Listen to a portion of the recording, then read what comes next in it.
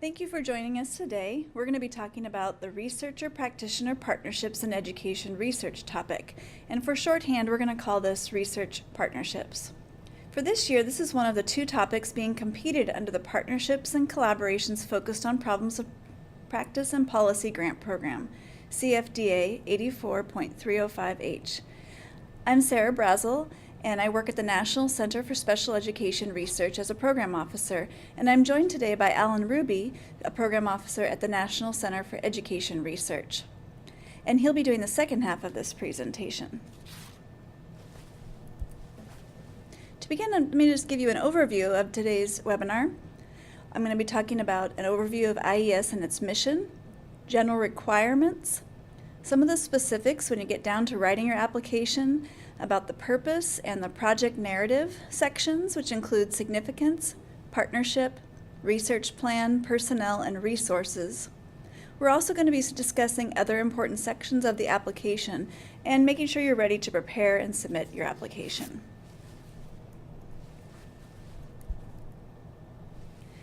There's a legislative mission of IES, which is to describe the condition and progress of education in the United States, identify education practices that improve academic achievement and access to education opportunities, and evaluate the effectiveness of federal and other education programs.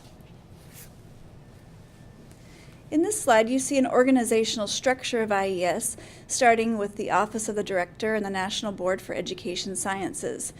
Highlighted, you notice the two education research centers, the National Center for Education Research and the National Center for Special Education Research, where Alan and I work. But these two centers are part of actually 4 centers in IES. And you can see in the first box we have the National Center of Education Evaluation and Regional Assistance. They do contracted evaluations, also the Regional Educational Laboratory Program, the What Works Clearinghouse, and ERIC. Second, we have the National Center for Education Statistics, which collects and reports national data. They also have the State Longitudinal Data Systems Grant. And then, again, our 2 research centers. Off to the side of the Office of the Director, you will notice the Standards and Review Office. They're responsible for the peer review.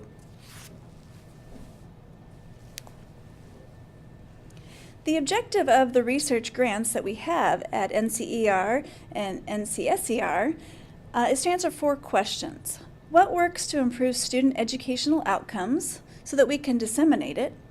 What does not work so we can stop using it? What works for whom and where so we use it with the appropriate people in the appropriate places?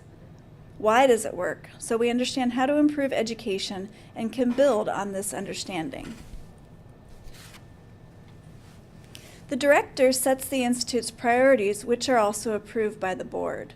And so you can see that partnerships is part of the IES priorities. IES seeks to encourage education researchers to develop partnerships with stakeholder groups to advance relevance of research and usability of its findings for day-to-day work of education practitioners and policymakers. Also, IES seeks to increase capacity of education policymakers and practitioners to use knowledge generated from high-quality data analysis, research, and evaluation through a wide variety of communication and outreach strategies. So partnerships have become of growing importance in these priorities to help focus research on the issues that most concern policy and practitioners, help researchers communicate their findings in useful ways. Policymakers and practitioners are to have a strong role through these partnerships in setting the research agenda. And there's to be constant communication between the researchers and the practitioners on what's being found and what further research should be done. The partnerships at a minimum need to include a research institution and a state or local education agency. This topic provides an opportunity to both develop the partnership through joint initial research as well as to develop a longer-term research plan. It is intended to foster longer-term research partnerships that are to continue on after the grant. So it's an expectation that the proposed work will be collaborative from start to finish. The partners together develop the research questions, they agree on the research design and its implementation, discuss results as they come in, and the direction of the research.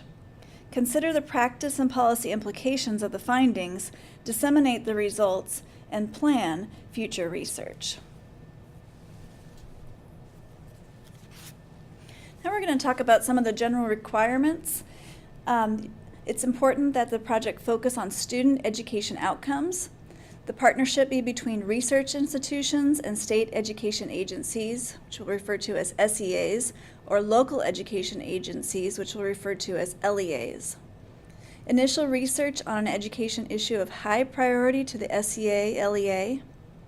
Disseminate substantive findings throughout the partner education agency and its stakeholders to other education agencies and to researchers. And it's important to note that this year IES has included a much stronger requirement regarding dissemination that includes a dissemination plan. So one of the first requirements that's important to understand is that it must focus on student education outcomes. IES focus is on research that improves the quality of education for all students. Therefore, all our research must address the education outcomes of students. These student outcomes can be grouped under academic outcomes, as well as social and behavioral outcomes that support student success in school. Academic outcomes can include things like measures of academic achievement, such as test scores, standardized tests, or researcher-developed, end of course, graduation required, or grades. They can also include measures of academic progress, such as course and grade completion, high school graduation and dropout, post-secondary access, progress, and completion.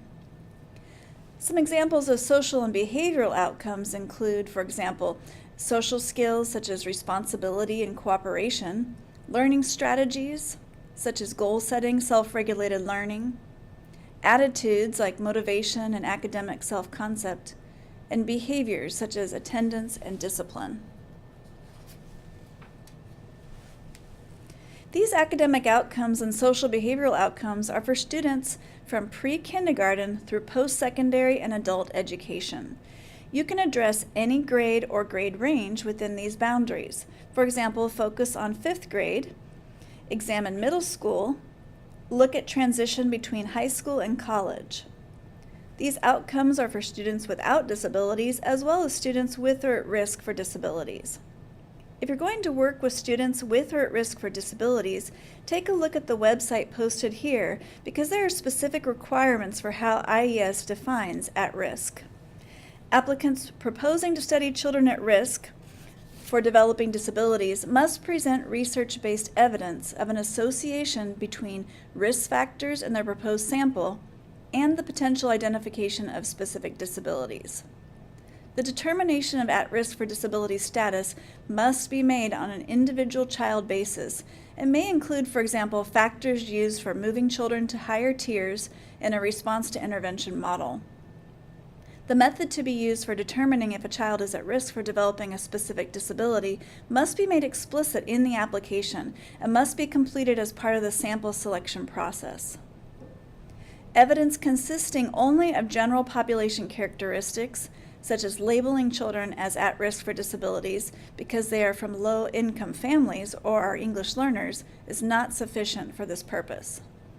In addition, applicants must identify the disability or disability categories that the sampled children are at risk of developing. IES also identifies the outcomes of interest that you would want to address by the age, grade, and education setting the students are in. For pre-kindergarten, the required outcomes are primarily those that would be considered school readiness, such as pre-reading, pre-language, vocabulary, early skills in STEM, which is science, technology, engineering, and mathematics, and the social and behavioral competencies to actually engage in school. Research must address center-based pre-K programs. Next, we have kindergarten to grade 12. There are two categories of student outcomes. We have learning outcomes, which is the major academic subjects of reading, writing, and the STEM, such as standardized test scores, end-of-course exams, exit exams, and grades. Progress in the education system, such as completing a course, completing a grade, being retained, graduating from high school, or dropping out. Both include the social skills, attitudes, and behaviors that support this type of learning and progress. Post-secondary education is defined as baccalaureate and sub-baccalaureate. The outcomes are access to, persistence in, progression through, and completion of the education program, often degree or certificate programs. You may also examine the additional outcomes of achievement in reading, writing, English language proficiency, and mathematics for students in developmental education or bridge programs. Further, you may examine student achievement for all students in STEM courses that are a gateway to a STEM major and introductory English composition courses. Adult education students who are 16 years or above and outside the K-12 system are expected to be in such programs as adult basic education, adult secondary education, adult ESL, which is English as a second language, and high school equivalency test preparation, for example, the GED, General Education Development Exam. For them, you can examine both access through completion as well as achievement in reading, writing, English language proficiency, and math. Applicants are encouraged to also include outcomes accepted under the NCSER grant program, and that's our National Center for Special Education Research. Development outcomes for younger students: cognitive, communicative, linguistic, social, emotional, adaptive, functional, or physical development.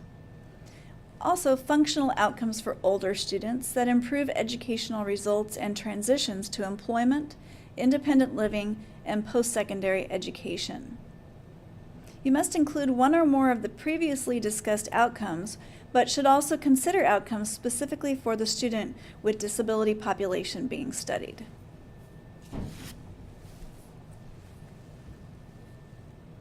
The second requirement is that the application must come from a partnership, a minimum of one research institution and one state or local U.S. education agency. The Institute does not endorse a specific model of research partnerships. However, the Institute views research partnerships as going beyond two common forms of collaboration between research institutions and educational agency. The research is hired by an education agency to perform a specific research service and to report the results to the agency, or the researcher has an initial research interest and obtains permissions from the agency to carry out that research within the agency's schools. Each must contribute at least one PI. They may contribute other co-PIs or co-investigators. There will be one PI or PD, which is like a program director. Others will be co-PIs. The agency PI should have decision-making authority, not needed to be the superintendent, but someone who oversees the education issue. The logic here is that if decision makers are involved, they'll have access to the research, be able to assure themselves of its quality, and be more willing and able to make use of the results. It's important to ask for a joint letter of agreement from the two or more organizations setting up the partnership. It's more like an MOU or Memorandum of Understanding, showing that both sides agree to the work proposed. Other members of the partnership can provide separate letters of agreement. Partnerships may be new or existing, and the research institution has a broad definition, but the key is the research institution needs to have the ability and capacity to conduct scientifically valid research. The previous collaboration is stronger if it includes some of the same personnel and not only the same institutions.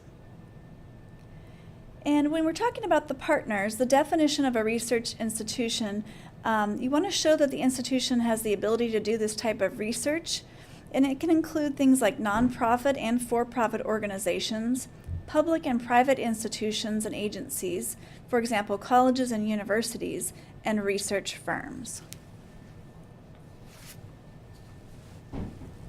Now let's turn to the organizations that are eligible to serve as the SCA or LEA partner. This slide describes possible SCA partners. The examples are all eligible as long as they are overseeing some aspect of education, such as early learning, elementary, secondary, post-secondary, higher education, or adult education. Sometimes different types of public organizations are established to oversee a specific area of education. If there is any link to the main state education agency, it is helpful to include that agency as well.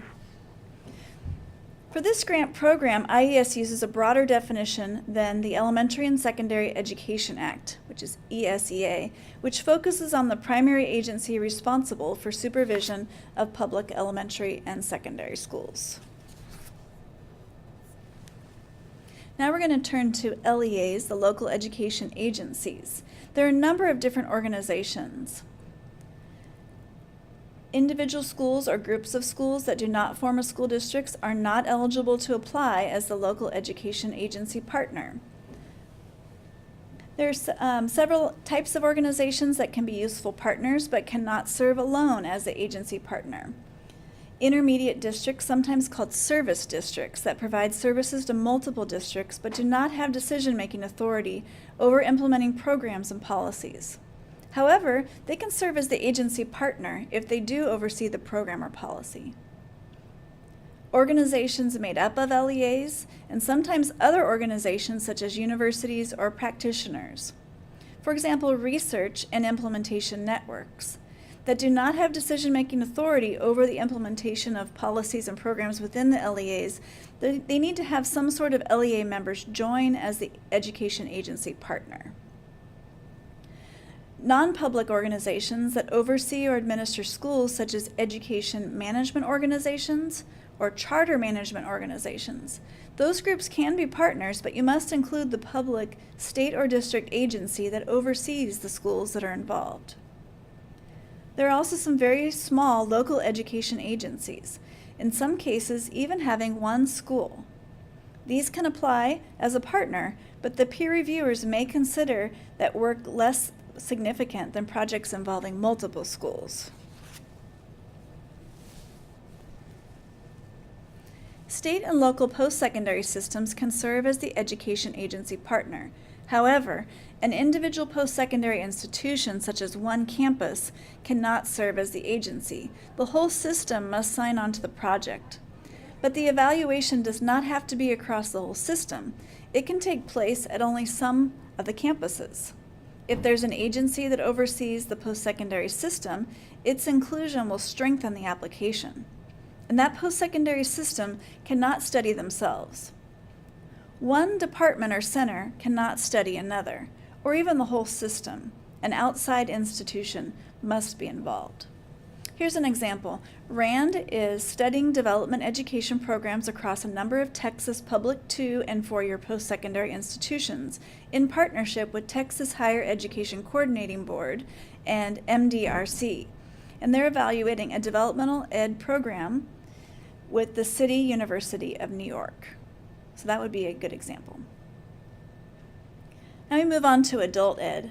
Title II of the Workforce Innovation and Opportunity Act defines organizations eligible for federal funding as adult education providers, including community-based organizations, institutions of higher ed, public or nonprofit agencies, libraries.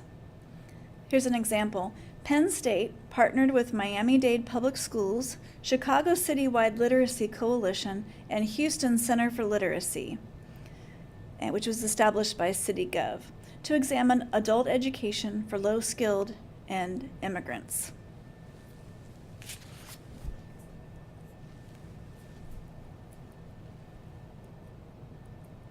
One research institution and one state or local education agency is the minimum requirement for a partnership. Partnerships may include additional partners if they will increase the quality of the research. You'll want to show that additional partners have similar interests.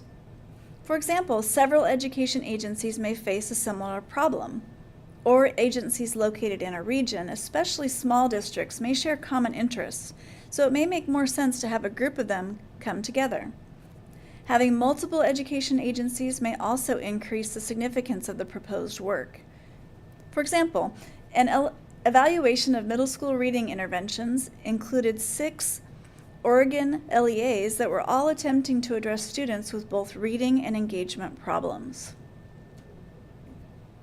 Intermediate or service districts often work with multiple LEAs by providing training or support for the program or policy being implemented, and so should be included in the project because of their implementation role. Similarly, Sometimes states or districts contract out the implementation of a program, and it's helpful to include the contracted organization as a partner. For example, a project evaluated the impact of literacy training for pre-K teachers in Ohio run by a contractor of the state. Non-education, state and local agencies may be useful partners as long as the education agency is also a partner. If you're looking at a specific population, for example, foster children, the education agency would be a partner, but you also might want to include the social service agency that works with foster children. Here's an example. There was a project that combined the Connecticut Department of Ed and the Connecticut Department of Justice and a university center on children, examining education of court-involved youth. You can also include more than one research institution.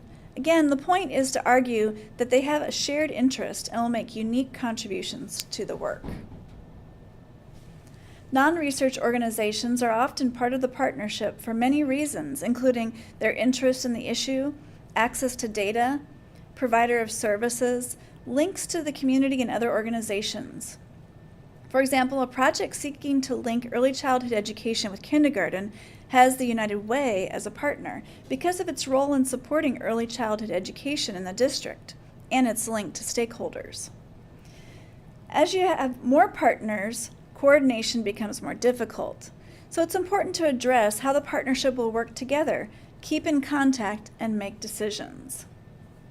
One type of partnership that I would not recommend is the inclusion of multiple education agencies whose only similarity is that they have worked with the same research institution, rather than actually sharing a common education issue or problem. The third requirement is to carry out joint research on the education issue, having implications for student achievement and identified by the education agency as being a high priority. The research is termed initial because it's not expected to fully answer the research questions, but to begin to address them as well as help lead to a future research agenda on those questions.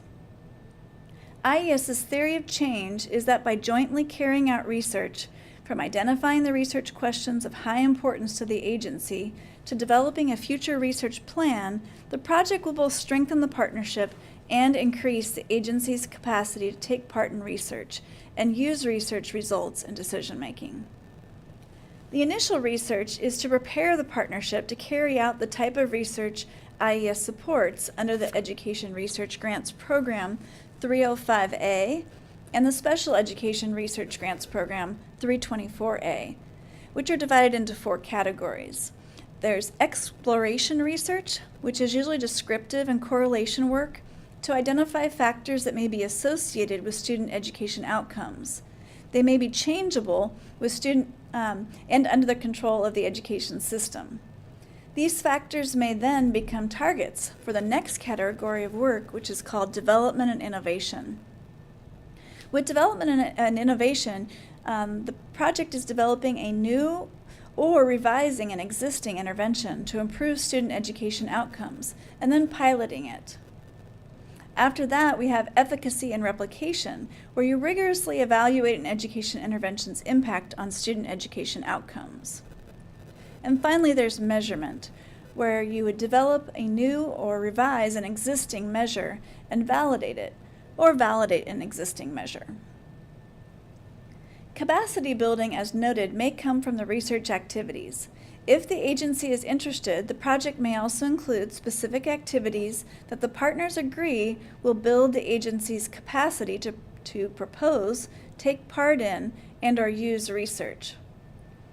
Not expecting agencies to become research organizations, but more capable of taking part in and using research would be the goal. Balance of partnership and research work is really key. IES is a science agency and considers the research of equal importance as partnership development.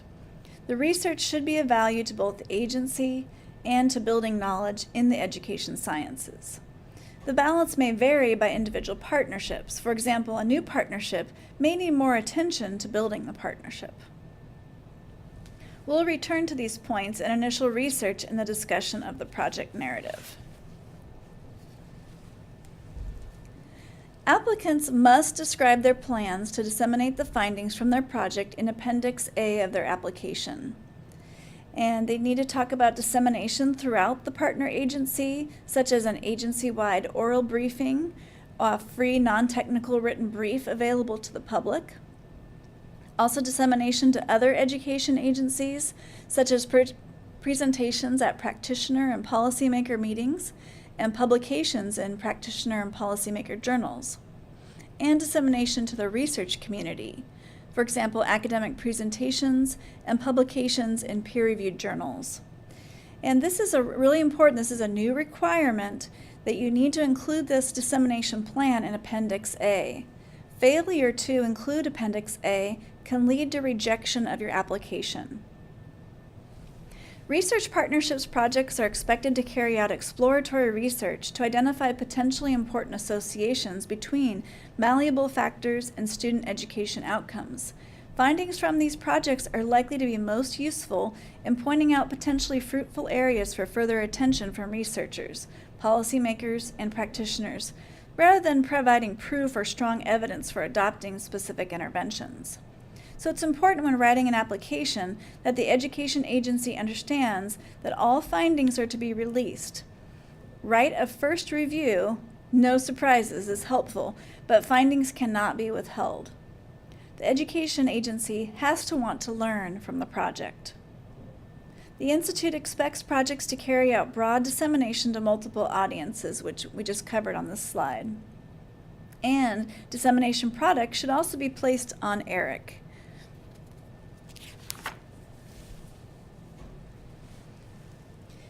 If you're not examining student outcomes, then IES is not the appropriate funding agency for your research.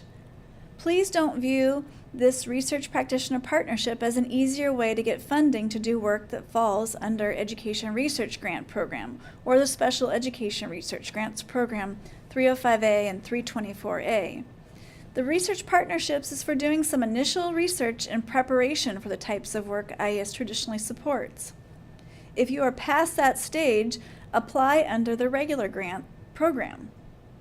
This is especially true for development and evaluation projects.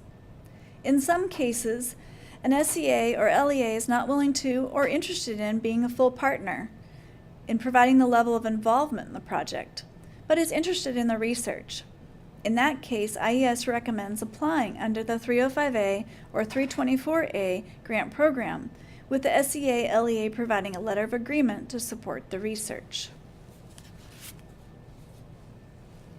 Okay, and then this is the end of the first part. Alan is going to be moving on for the second part, discussing research partnership purpose. Hi everyone, this is Alan Ruby. I'm joining the webinar at this point to help describe the actual parts of the application you'll be making to the RPP grant program. Before doing that though, I just wanted to reiterate the purpose of this grant program so we all start at the same place. The Research Practitioner Partnership Grant Program supports partnerships of research institutions and state or local education agencies. These partnerships identify an education issue or problem of high priority to the education agency, and these issues or problems have important implications for improving student education outcomes. The partnership will then carry out some initial research on the education issue, and as well they will develop a plan for further research on that issue that is to take place after the grant ends. During the grant, the partnership is to help increase the education agency's capacity for taking part in research and using research results. There are a number of expected products from the grant. For example, you should describe the partnership as it develops over the grant. You want to describe the education agency addressed by the partnership. You want to show your findings from the completed initial research, as well as have a plan for the partnership to carry out future research. It's important to describe the agency capacity building activities and recommendations for how the partnership could be maintained over the longer term, and then any lessons learned from developing the partnership that could be used by others in forming such partnerships. So these would all be things you would note in your final report to IES, but IES would also ask that you disseminate them not only throughout the education agency partner, but to other education agencies and to researchers through such aspects as briefings, presentations, working papers, and journal articles. So now let's move on to a discussion of the project narrative. This is where you discussed your proposed work and capacity to carry out in your application. This is what the peer reviewers focus on. It contains these 5 sections.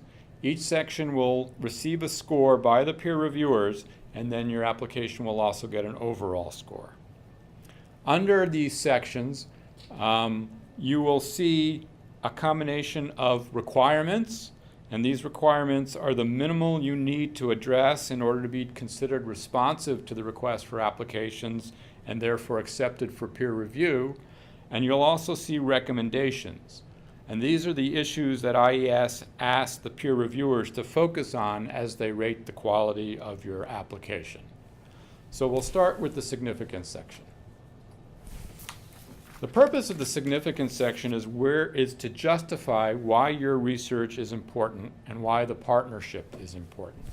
So you're making an argument for the reason to be funded for the partnership to carry out the proposed work.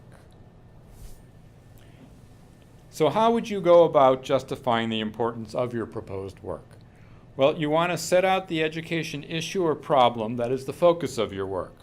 And this will include some of the key research questions you want to ask about this issue or problem. You should describe the education you'll be working in and the level you'll be working at, i.e. state, district, school, student, classroom, showing how this education issue fits well into the specific setting that you're going to study. You want to describe how it is linked to student education outcomes, the ones that Sarah discussed earlier. You may even want to provide a theory of change here, showing how the issue works its way to affecting those education outcomes. You want to provide some evidence that this education issue is a priority for the agency. Key reviewer comment, detrimental comment, is that sometimes projects seem to be primarily of interest to the researcher and really not of a priority for the education agency. You want to describe how what will be learned from the research will be useful to the education agency's practice. Again, sometimes reviewers point out that the research proposed seems somewhat academic and therefore distant from being of great use to the state or local education agency.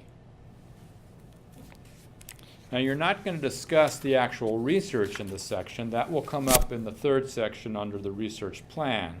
But you do need to provide enough information on the issue and how you're going about looking at it to help justify its significance here. You want to describe any ongoing work the agency is already doing on this issue or problem. And then of secondary importance, but still of interest, is how important this education issue is to other education agencies and to the field of education research. So just an example of a priority issue that has come up a number of times in past projects. We have 3 RPP grants looking at pretty much the same issue, the transition of students from pre-kindergarten to kindergarten. And so how can kindergarten, which is normally under the state or local education agency, be aware of pre-kindergarten school readiness when they come into kindergarten? Because pre-kindergarten is so widely dispersed about type and management, it's often very difficult for kindergarten to know much about the students coming in. And these projects are working in their locales to provide more information, identify data on pre-kindergartners that would be of use to kindergarten to prepare for their kindergarten matriculation. So let's move now on to the partnership section. In the partnership section, you need to lay out who is in the partnership and why they are important to be there. So you want to describe all the partners, highlight the research institution and the primary education agency, as that is a requirement, and then identify other members of the partnerships and then discuss their common interests, how they complement one another in the proposed work, and how everyone will contribute to the work and benefit from the partnership. You should not assume that reviewers will know your partners by name, so you should spell out who they are and what they do. You should describe any past work the research institution and the education agency have done together on any education issue and on this issue in particular. And the past work the research institution has done in general with state and local education agencies, showing that it has experience in such research partnerships. You will discuss the stage of the partnership. It may be early, a new partnership, in which case there may be more need for introduction and constant contact to build trust between the partners, or it may be a long-term partnership, that of a mature partnership, and therefore there may be more confidence that it can work well together. But again, that then raises the issue, why does it need a grant if it has an ongoing partnership? But you may point out the partnership is going to work in a new field or a new area, or there are new personnel involved, and therefore this type of grant is appropriate. Of great concern to the reviewers is that the education agency has clearly set the research questions and they address its needs. Make this case, and that the follow-up case is that the research institution and personnel have an interest in this education issue being addressed. Note any other research partnerships the agency has in place, and whether or not they overlap on this education issue, and how well those partnerships are working. You do want to spend some time on the management structure, and this is especially important when there are multiple institutions involved or multiple offices within the education agency that have to be coordinated. And I mentioned earlier about our early learning RPP grants, looking at the transition from pre-kindergarten to kindergarten. One of them is quite complicated. The research institution involved is the University of Miami. The main education agency is Miami-Dade County Public Schools, which is in charge of the kindergarten program. There is also something called the Children's Trust, which is an independent special school district set up to support children and families, and it has data and data sharing and dissemination responsibilities. In addition, there are two of the major preschool providers. There's the Early Learning Coalition of Miami-Dade and Monroe, which has about 12,000 children in preschool. There is also the Miami-Dade Community Action Agency and Human Services, which runs the Head Start program, providing Head Start to over 6,500 children. Finally, there is the Children's Registry, which tracks preschool children with disabilities all across Florida. So this is a very complicated project, multiple partners. You can imagine the difficulties here, setting up data sharing agreements, building trust between all these different agencies that have their own areas of responsibility. And moving from that point to the issue of data. This is another area of concern for peer reviewers. Where will the data be kept? If it's not at the agency, will the agency have easy access to it after the end of the project? Who will have access to the data? The project team. Will outside researchers be able to get access to it if they apply? There are multiple opportunities here to build data, to merge data sets, to place researchers inside education agencies to help them develop their own data systems. And this can be the creation of such a data system can be of benefit to the SCA and LEA, as well as part of building the partnership. One other issue is, what are the long-term expectations for the data? Oftentimes lawyers are brought in to write agreements on the data sharing, and it's important to keep in mind that such agreements may want to go longer than the project. The project is only to be 2 years, and if the partners want to keep using the data in the future, any data agreements should be open-ended to allow future use of the data, to prevent the data from being destroyed or not no longer able to be accessed after the end of the project. In the partnership section, you're also going to discuss a partnership development plan. Part of development is how will decisions be made by the partners. These are such decisions of where should the research direction go as initial findings are made, what type of capacity building activities should be done, how will research results be released, how to develop future research plans. So the point here is to make very sure that the education agency is an active participant in all these decisions. You want to avoid the appearance that the agency is just a bystander. The second part of the plan should include capacity building. How will this project increase the education agency's ability to participate in and use research? So the joint work to be done by these projects, developing the research questions, implementing primary data collection, reviewing findings, proposing further analyses, and dissemination, are all expected to help an agency build such capacity. Agencies obviously have different capacities in regard, and they will have different goals in building their own capacity. We are not expecting the agency to end up being able to do its own education research, unless that is a stated goal of the education agency. If so, the agency can ask for specific technical support on building certain skills or building data sets the agency wants to be able to draw in the future.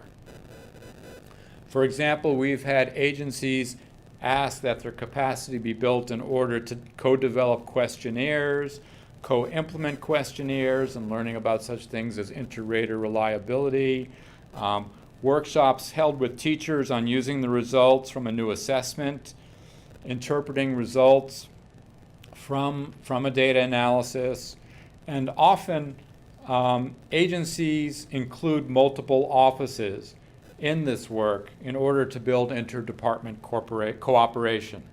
For example, projects that work with English language learners often bring together staff from the ELL office and perhaps the reading or math office, specific offices, to work together on an issue of, let's say, reading for ELLs. Just some other examples from existing projects. One project, the research institution helped the district develop assistance for responding to data requests. And they created an inventory of past and current research requests, an application process, and provided sample agreements that the district could make with researchers interested in doing research of interest to the education agency.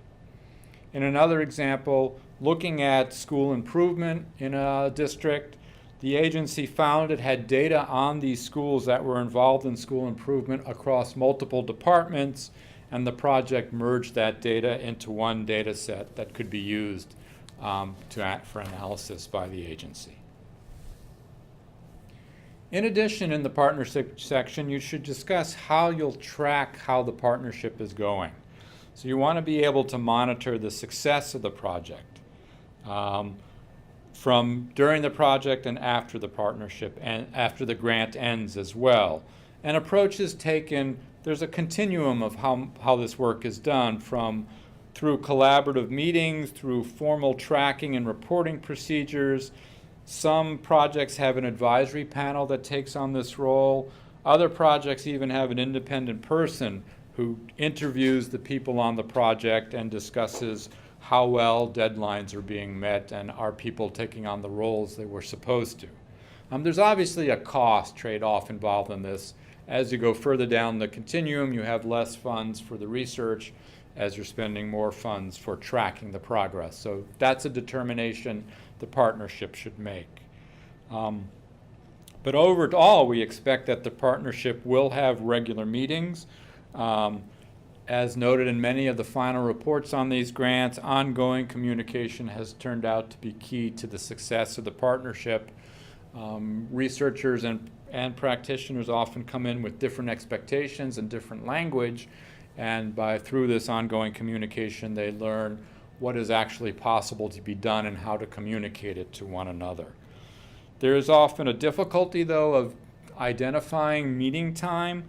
Many district personnel they'll have regularly scheduled work meetings, and it may be possible to build in the researcher contact with them during these meetings.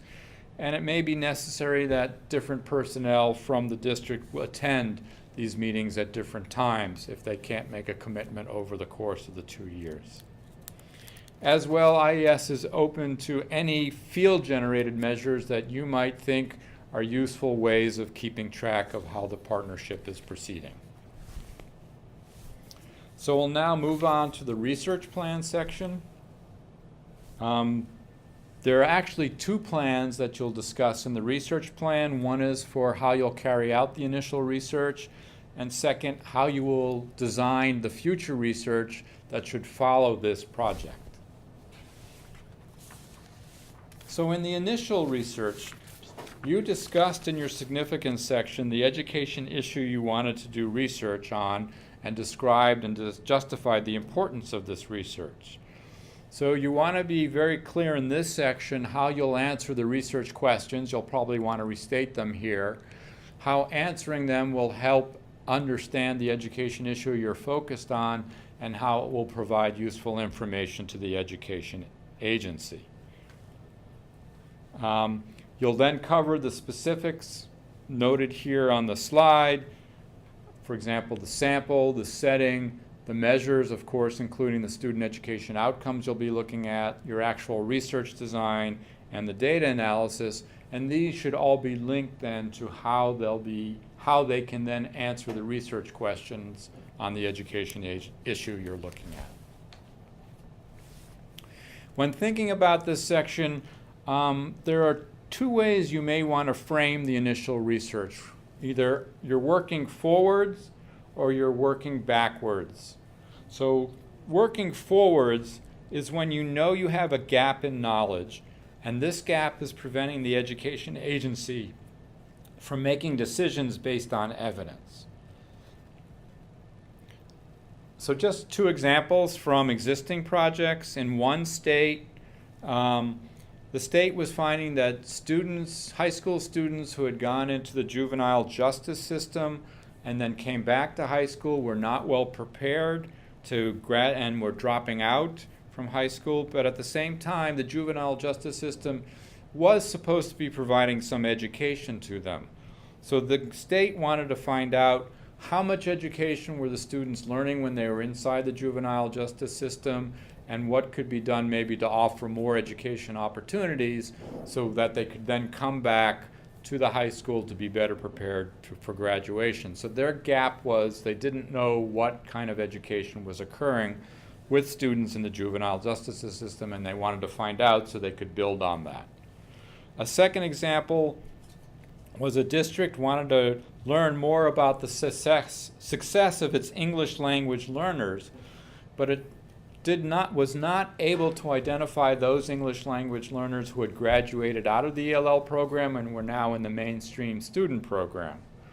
So part of the project was actually to develop such an indicator that would go into the state administrative data system so that they could identify students who had started as ELs and were now part of the mainstream student population, so that they could then do research on how students were doing. This was very important because comparisons of existing ELs with the mainstream population showed that existing ELs were doing worse academically and behaviorally. But once all ELs, existing and those who had graduated out, were looked at, they found that ELs, which they called every ELs, did about the same as students who had never been ELs. And this then contributed to their work with ELs in general. So the other approach to framing was working backwards, so you know what you want to do in the future, what type of future research you want to do. So what do you need to do now to prepare for that research under an RPP grant? So I'll give you 2 examples of projects. For example, one project wanted to work on improving inner city students' perseverance. And so what they didn't want to do, though, was introduce a brand new program that teachers would have to implement separately from all the other teaching responsibilities they had. So they went into the schools and classrooms to observe teachers' instructional practices to try to find places and opportunities where perseverance instruction could be inserted, and so there would not need to be a separate program developed. In a second RPP grant, looking at Texas community colleges, Texas was found to have 15 different programs to improve developmental education in both its 2-year and 4-year institutions. And Texas wanted to evaluate them, but evaluating 15 programs at one time is probably not realistic. So this RPP project went in to try to identify more likely candidate programs for a full evaluation, so using some correlational research to try to identify programs linked to student success in developmental education. And as well, it built the partnerships with the colleges that would allow a strong research design to be used in the future to evaluate the program. And as a result, it has led to what is now an ongoing evaluation program of developmental education. So looking at the research methods you might use, primarily quantitative descriptive research and exploratory data analysis. This may include primary data collection analysis or secondary data merging and analysis, combining both, and often supplemented with qualitative analysis such as case studies, interviews, focus groups, and artifact review. So some projects have moved a little further down the continuum between exploratory and causal analysis. They also include some quasi-experimental methods such as propensity score matching.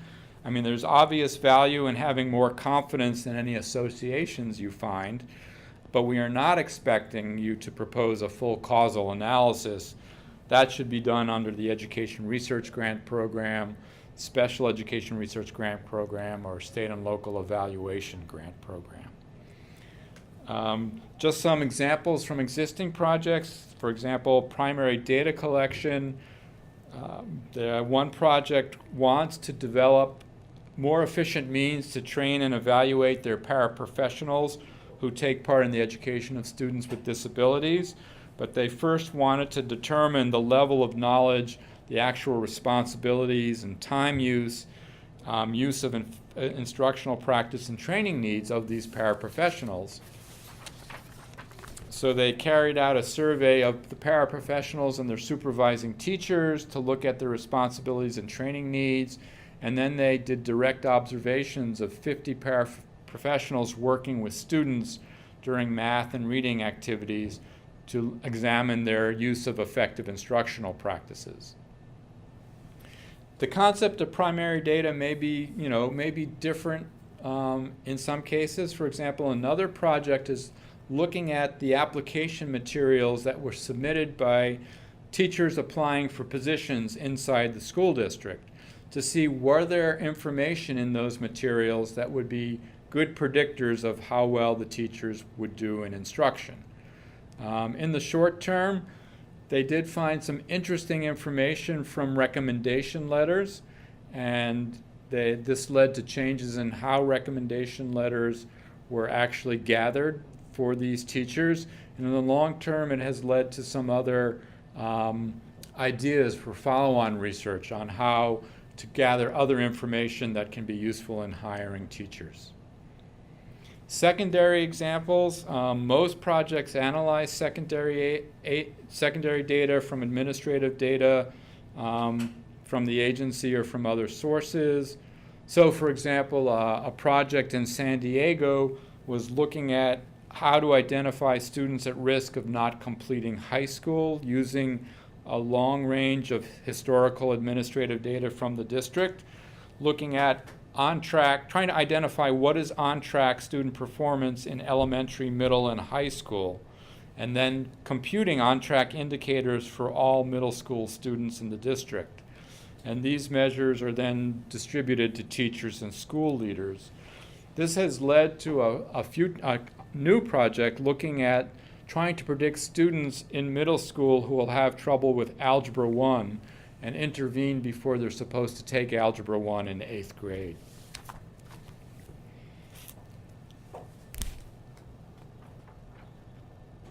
Then the second plan you'll develop is your plan for future research. Very important here to describe the process, the partnership you will use to determine the future work. I mean, it's unlike, if you're working backwards, you have an idea of what future research you want to do. But if you're working forward, you may not know exactly. You may give multiple types. You may say our current work may lead to exploration work, or it might lead to development work, depending on what we find. But the key issue here is to describe the process the partnership will use to determine the future work. And then, I mean, this can be as defined as setting a research agenda, or it may be you even want to propose that the partnership will develop a proposal to submit to IES or to a foundation or to some other funding agency as a product of the work. Moving on to the last two sections now of the project narrative, the personnel and the resources section. Under personnel, just a reminder that the PI can be from either the research institution or the education agency. That's a decision the partnership should make. And we've had projects that have either one of those people being the key personnel. But you must have a PI and a co-PI from one or the other organization. We do want the PI or co-PI from the education agency to have some decision-making authority over the issue being examined. I mean, the point here is that they'll be highly involved in the research, the results will be coming back to them, and they can then directly use what's learned from this project in their day-to-day work. It doesn't have to be transferred up a chain of command to them. That said, decision-making doesn't mean final decision-making. It doesn't have to be the superintendent of a district, but it should be someone who has district-wide oversight over or a role in the implementation or addressing the education issue across the district or the state. Now, in the personnel section, you really want to think about the work you are promising to do, and you want to identify each person on the project team, their expertise or experience in doing the work, and their time on the project to do the work. So you want to say language such as so-and-so is experienced and an expert in survey methodology as shown by this past 3 projects they worked on, these 6 papers they co-authored, and they will be in charge of the survey we are going to do, and they are on the grant for 10% of their time a year, which is enough time to oversee the survey and analyze it. So in sum, the personnel section should identify what work is to be done, who will do it, how they have the expertise and experience to do it, and how they have enough time to do it. And you may want to orient your bio sketches in the same way. Because this is a partnership grant, it is helpful to identify anyone on the project team who has done partnership research work as well as research. In addition, the PI should have experience managing a grant of slightly smaller or a grant of this size. And there should always be one key person with enough time to keep the partnership's work on track. If everybody's on the partnership for 10% or 12% or 5%, the peer reviewers often say, but who's going to keep this thing going? There's nobody really there. It doesn't have to be a PR co-I, it can be some other position, but somebody who's there long enough to always push it along to make sure no one forgets that the project needs to be continued. Like the personnel section, you're identifying the instructional resources needed, the institutional resources needed for the project to continue. Very important to this is providing a joint letter of agreement by the 2 major partners or additional partners if they sign on that lays out their expected roles and the responsibilities for this work. It's very important for the peer reviewers to see that both organizations have signed on to do the research described in the application. And you can go further regarding these letters. If there are schools or districts taking part, if it's helpful if you can have some letters from them, if for example, surveys are being done or case studies are taking part or focus groups are involved, it's a stronger application if there's a sign that the district and schools are willing to take part. If secondary data is being analyzed, it's very important to have a letter from the organization that is responsible for the data that they are willing to provide the data for this purpose, and that should be included as well. If district and school staff are taking part in surveys, observations, and logs, it's important to discuss how their cooperation will be obtained. Is this part of their regular work or part of the regular surveys they take part in? Will incentives be used? Will principals or assistant principals take part in encouraging them to be involved? Obviously, all of these are trade-offs. It takes much more time and energy to get such letters ahead of time, but it also makes your application that much stronger, and the peer reviewers are much more likely to believe that the partnership can accomplish what has been proposed if this type of information is available. In your resources, you're also going to describe what resources you have to implement the dissemination plan, which we'll talk more about under Appendix A. So you'll want to have a dissemination plan that will address, well, we'll talk about that. You're going to have the resources to address the audiences for your dissemination plan. So you're trying to reach across the education agency. You're trying to reach out to other education agencies, policies, and practitioners, and you're trying to reach out throughout the research community. For example, through presentations at professional conferences and journal articles. And you also may want to be reaching the public. So having people with this type of experience or having offices involved with this type of experience would show that you have the resources to do such dissemination. So beyond the research narrative, there are a set of appendices that are also looked at by the peer reviewers, as well as your budget and budget narrative, and I'll quickly run through those. As I mentioned, Appendix A is a new requirement this year. You must have an Appendix A to be accepted for peer review. So how will the results be disseminated throughout the partner agency? And we suggest that there be an agency-wide briefing and a free, non-technically written brief that can be available to the public as well as the agency and other agencies. As well as dissemination to other agencies, maybe presentations at practitioner and policymaker meetings, publications in practitioner and policymaker journals, and then dissemination throughout the research community through academic presentations and publications in peer-reviewed journals. Appendix B, only if you are resubmitting an application. You have to discuss how you responded to previous peer reviewer comments. It is very important that you respond to all comments. Often at the peer review, one of the peer reviewers will be a previous peer reviewer, so they will make a comment about, did you respond to previous comments or not?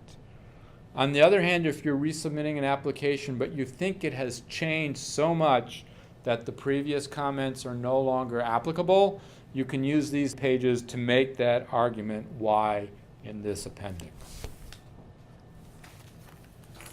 Appendix C is optional. Here you will provide materials that may relate to the initial research and to the partnership. You may provide diagrams of the partnership management structure, calendars of meetings, data tables. You may put in a timeline for your work, fidelity of assessment protocols you'll use in focus groups or survey items. But please do not provide any text, narrative text here. You're really providing examples of measures you'll be using or timelines or figures and charts or tables. In Appendix D, if you're looking at in your education agent, if the education issue you're looking at, for example, is some type of instructional or social behavioral intervention, and you can provide examples of that. So, for example, if you wanted to look at a professional development program, you could include training documents here. If you were looking at an online teaching program, you could show computer screenshots from that program. Again, please do not include narrative text. Now, so the clear difference between Appendix D and Appendix C. Appendix C is where you put in information that will be relevant to the actual research you'll be doing. So how will you carry out that research? Appendix D is information on what your research might be looking at, the actual education issue or program that you'll be looking at in your research. Then Appendix E is where you put your letters of agreement. We encourage multiple letters, the joint letters from the key partners, other letters from organizations involved, letters from any consultants, districts, schools, letters from the organizations holding data that you'll be using. And we'd really like these letters to include very specific details, setting out what this organization is doing on this project and that they are committed to doing that work for the project. You'll also provide a budget and a budget narrative. The maximum project length is 2 years. The maximum award is $400,000, but the size of the award depends on the scope of the project. It's very important to make the budget narrative very clear about all the activities being done on the project. So for example, if you say you're going to do a survey, that normally won't show up well in the budget.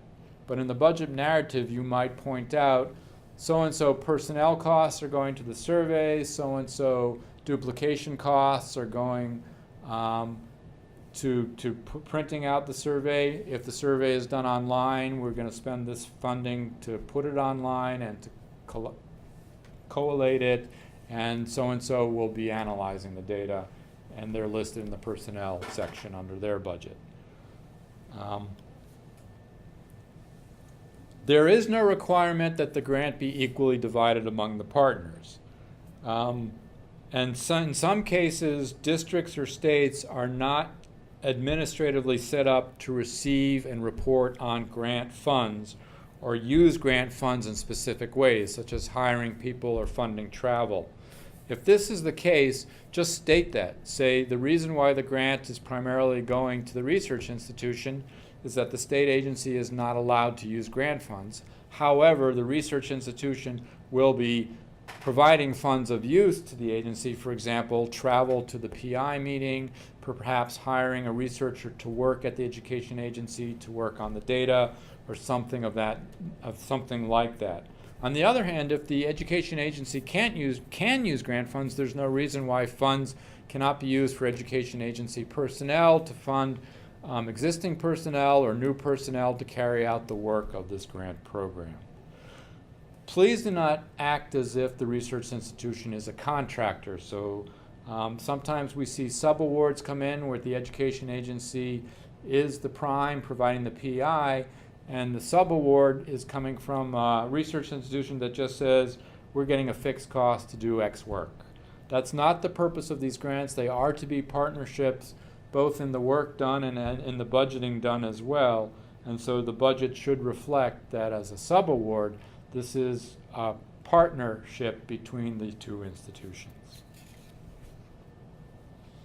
So the important dates and deadlines are listed in their request for application. IES asks for but does not require a letter of intent in which you set out who's involved, what type of work you intend to be doing. They are reviewed by the program officers who then send you back feedback. They also are looked at by the Standards and Review Office to help give them an estimate of how many applications and what type of peer reviewers they need to recruit for the peer review process. But nothing in your letter of intent is used in the actual review. Everything is superseded by the information in your application. So you actually may change the focus of your research. In some cases, different partners actually join on between the time of the letter of intent and the application. The application package will be posted on grants.gov, and an application deadline will be given. The application deadline normally has a time deadline of a date and 4:30 seconds p.m. That 00 seconds is actually a real deadline. Applications must be in before that time. If they come in at 10 seconds after 4:30, they're considered late and aren't accepted for review. And for that reason, we ask that you try to upload your application several days before the deadline, because on the deadline date, the server becomes very slow. Also, if you upload early, there is a program to check for mistakes, and you may receive an email saying you made a mistake in your application. So if you upload early, you can correct the mistake and resubmit your application.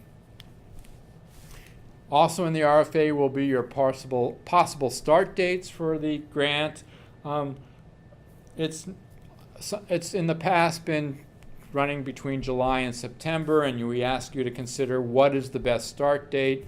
If everybody's on vacation in July, there's no reason to start in July. It may be better to start in August. If, for example, you're a research institution and you're expecting postdocs or graduate students to work on the project, they may not arrive till August and September. Again, starting in July may just be sort of a waste of a month. So other information sources, the request for applications is on this web page. You may want to look at abstracts of previous grants on our search engine for them. You would look search under the Researcher Practitioner Partnership Program. Letters of intent are provided on this web page. The application can be downloaded from grants.gov, and Sarah and my email are here. Once applications are received on time, they are turned over to the Standards and Review Office, which is in charge of the peer review process, and they will be screened for compliance if they include all the sections of the project narrative. They are also looked at for responsiveness. Remember, I mentioned earlier that the request for application has requirements built into it, so they will be screened for meeting those requirements. If those aren't met, the application will not be accepted. They are then assigned to a review panel.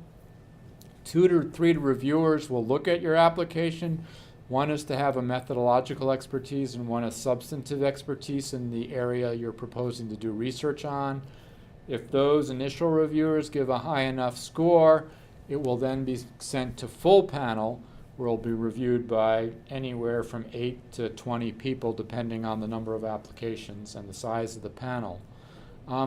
Many of the panelists will be generalists. They will be to your topic. So you need to write both for specialists and for generalists in education research. However, the panel will probably contain experts in all the methodologies you propose, be they data analysis or survey or focus group.